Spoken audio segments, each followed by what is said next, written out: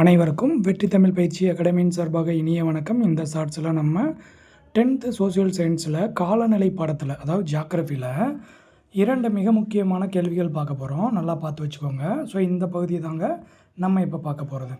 அதாவது இதில் என்ன சொல்லியிருப்பாங்க அப்படின்னு பார்த்தீங்க அப்படின்னா, மாஞ்சாரல்னால் என்ன, கால் பைசாயினா என்ன. ஸோ இந்த ரெண்டுமே நிறைய முறை கேட்ட வினா பாருங்கள். ஸோ மாஞ்சாரல் அப்படின்றது இடியுடன் கூடிய மலைங்க. ஸோ இந்த இடியுடன் கூடிய மழை பெய்கிறதுனால எந்த பகுதியில் இருக்கக்கூடிய மாங்காய்கள் விரைவில் முதிரும் அப்படின்னு சொல்லி கேட்பாங்க. அதாவது மாஞ்சாரல் அப்படின்ற இடியுடன் கூடிய மலையானது கேரளா, கர்நாடகா ஞாபகம் வச்சுக்கிறணுங்க. ஸோ கேரளா, கர்நாடகா பகுதியில் விரைவில் மாங்காய்கள் முதிர்வதற்கு உதவக்கூடிய மலை எதுன்னு கேட்பாங்க, மாஞ்சாரல். அடுத்தது பாருங்கள், ஏப்ரல் மற்றும் மே மாதத்தில் வடமேற்கு திசையிலேருந்து வீசக்கூடிய தலைக்காற்றுக்கு பேர் தான் நார்வெஸ்டர் அப்படின்னு சொல்லி சொல்கிறோம்.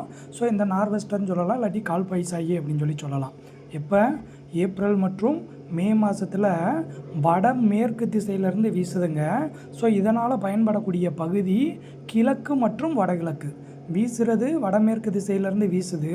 பயன்படக்கூடிய பகுதி கிழக்கு மற்றும் வடகிழக்கு பகுதியில் இருக்கக்கூடிய பீகார், மேற்கு வங்கம், அஸ்ஸாம் இந்த மாநிலங்கள் எல்லாமே இடியுடன் கூடிய மழை, ஆனால் ரொம்ப நாளைக்கு இருக்காது, ஒரு குறுகிய காலகட்டத்துக்கு மட்டும் மழைப்பொழிவு இருக்கும். ஸோ மாஞ்சாரலையும் நார்வெஸ்டரையும் நல்லா பார்த்து வச்சுக்கோங்க. அடிக்கடி வினாவில் கேட்கக்கூடிய ஒரு பகுதி.